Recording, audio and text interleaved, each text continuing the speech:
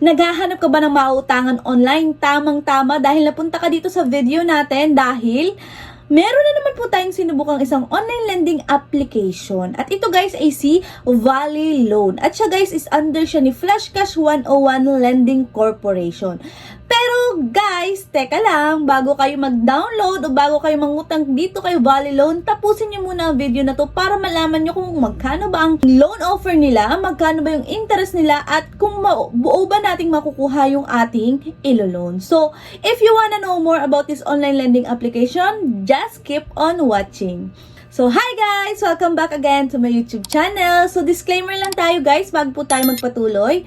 So, hindi po tayo agent or promoter ng any online lending application. Nagsishare lang po tayo for awareness and for information of a certain online lending application. So, nagbibase lang po tayo sa ating personal experience sa mga online lending application na ating inutangan. So guys, si Valley Loan is under siya guys ni Flashcash 101 Lending Corporation. At meron siya guys 4.6 ratings at meron siyang 66 case reviews. So napakataas ng kanyang ratings and reviews. Based sa kanyang advertisement, redesigned for easier use, borrow up to 20,000 pesos daw. So up to 20,000 daw po yung pwede nating mahiram dito kay Valley Loan. No hidden fees, only 3 steps needed. So, meron lang daw po tayong 3 steps na kailangan gawin, which is fill in basic info, wait for approval, and receive money. So, titingnan nga natin kung ito bang 3 steps needed na ito is nasusunod nila o talagang nangyayari dito kay Valley Loan. And meron siya guys dito mga ratings o reviews na nagbigay, which is mataas yung ratings and reviews na binigay nila and positive. So, sabi dito, sa application na ito ay mabilis, maaprubahan at mabilis pumasok ang pera at ilang minuto lang ay agad na matatanggap. Masasabi mong maasahan ito at patunay na sila ay sumusunod sa patakaran ng SEC. Pero take note lang guys ha, di lahat ng registered sa SEC is okay sa inyo o magandang utangan. So, kaya nga guys, kailangan natin tapusin yung video ng mga ganitong review para malaman natin kung worth it ba talagang utangan sila o hindi. Sabi din dito guys ni Valley Loan, high approval rate, 100% online processing. Safe and instant. Install na natin si Valley Loan. So, upon opening this online application guys, ito na agad po ang bubungad sa atin, which is the permission. So, narito guys yung mga i-access ni Valley Loan, which is the camera, photo, identity, emergency contact, location, phone state, storage, list of installed application. So guys, kung gusto nyo pa rin magpatuloy, lagi kong sinasabi, kailangan nating i-click yung I agree. So, after nun guys, allow lang natin. Kasi hindi tayo makakapag-loan guys pag disagree natin, pag click natin yung disagree. So, after nun guys, meron na po ditong lalabas na po dito guys yung privacy policy ni Valley Loan. So, may privacy policy si Valley Loan dito. And then, dito din natin guys makikita yung information ni Valley Loan. And dito din natin makikita yung kanyang customer service number, yung kanyang email, and then yung kanyang working hour. So, yun guys. So, after nun guys, kailangan natin dito mag-login and then kailangan natin gamitin yung ating active phone number and then get code and then log in na natin siya guys.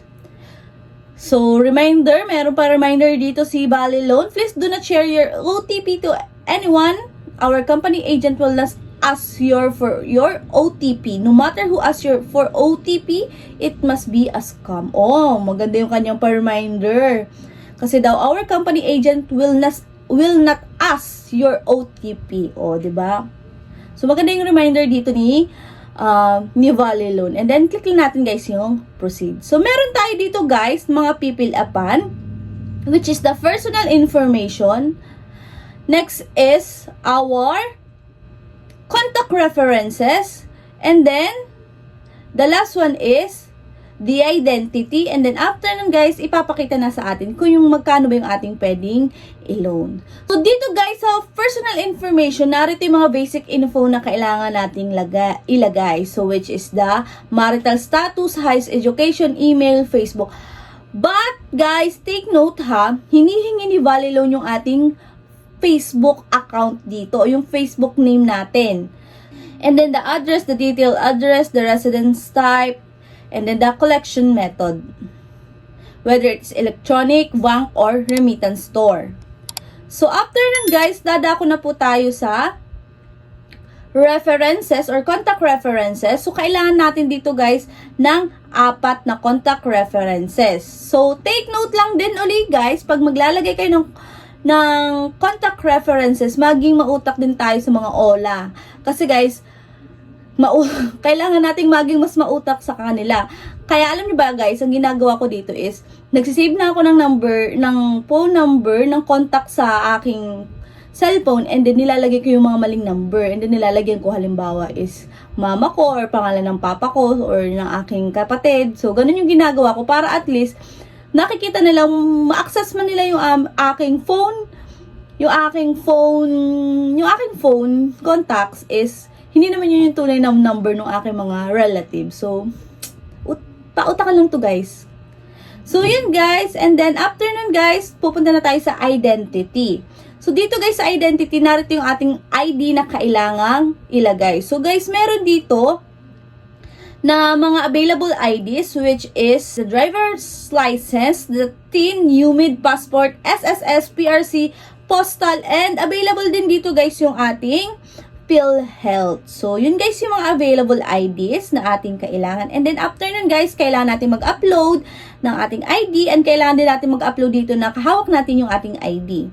So, yun guys. After nun guys, meron din tayo ditong face recognition, and then after ng face recognition, voila! Narito na agad yung loan offer na kanilang ibibigay sa atin. So, dito guys, ang loan offer na ibinigay sa akin is 2,000 up to 8,000 pesos. So guys, bago tayo ma-excite kasi malaki yung offer sa atin, so kailangan muna nating tingnan kung magkano ba yung marireceive nating amount. So guys, dun sa 8,000 pesos, kung halimbawa is 8,000 pesos yung kinuha ko, ang makre-receive na amount ko lang dito guys is 5,280. So, yun lang yung aking marireceive. Kasi guys, meron na dito silang mga binawas, which is the service fee, which is payment commission, which is 544 pesos. Service charge, which is 1,088 pesos. And then account management fee, 1,088 pesos. And then guys, alam nyo ba, ang magiging total repayment amount nyo dito is magiging 7,992 pesos. So, ganun pa rin naman guys, kung magkano yung inutang natin, yun pa rin naman yung ating ibabalik. Kaso nga lang, ang marireceive lang natin is 5,280 pesos. So, yun guys. Pero guys, take note lang din po uli, 7 days lamang po ito ang kanyang loan term. So, ibig sabihin, pag nagbayad ng utang kayo ngayon, after 7 days, magbabayad na po kayo. Dito naman guys, kay Valley Loan, transparent naman kasi siya. Kasi pinakita niya kung magkano yung mga services fee na kanyang binawas. So, yun guys. Pero, check natin guys, kung halimbawa 2,000 lang yung ating kukunin. So, halimbawa sa 2,000, ang marireceive nyo na lang guys is 1,320 pesos. Kasi meron siyang binawas na 137 and 272 pesos at isa pang 272 pesos. Additional information lang guys, si Lemon Loan at si Valley Loan ay pares lang siyang under ni Flash Cash 101 Lending Corporation. So, parang magkapatid sila guys. Kaya kung mapapansin nyo, yung kanyang the way ng pagpaprocess ng kanyang loan application is same ng Lemon Loan. So, yun guys. Pero guys, kay Lemon Loan, hindi siya nagbawas. Nagdagdag naman siya kasi halimbawa, ang iyong halimbawa ang iyong loan dun is 8,000, magiging siyang 10,000 plus yung iyong babayaran. Kasi nagdagdag siya ng mga additional fees. Pero dito naman kay Valley Loan, baligtad. So, binawas naman na niya yung dun sa yung loan amount na matatanggap. So, binawas na niya.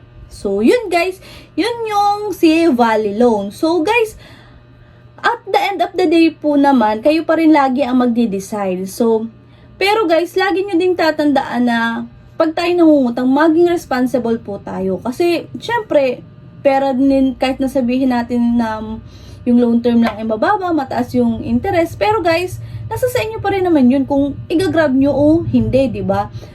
Kung okay kayo sa the way na pagpaprocess ng loan ni Valley Loan, and okay kayo sa interest ni Valley Loan at sa palagay nyo kaya nyong bayaran kasi kailangan na kailangan nyo ngayon at may dadating sa inyong pera, why not? Pero guys, kung halimbawa naman medyo tagilid tayo na medyo parang hindi natin siya kayang bayaran, kasi dito guys 7 days lang ang loan term, so kailangan natin ditong mag-isip pa ng maraming beses. So, that's all for today's video, guys. Yun lang po yung about kay Valley Loan. Ganun lang po yung pagpaprocess kay Valley Loan. So, napakadali lang po. So, pero guys, always remember na hindi po tayo pare-parehas ng mga loan offer. So, that's all for today's video, guys. So, kung hindi ka pa guys nakasubscribe sa ating YouTube channel, subscribe ka na and mag-comment ka na at i-like mo na itong video natin. So, see you on my next video. Bye-bye!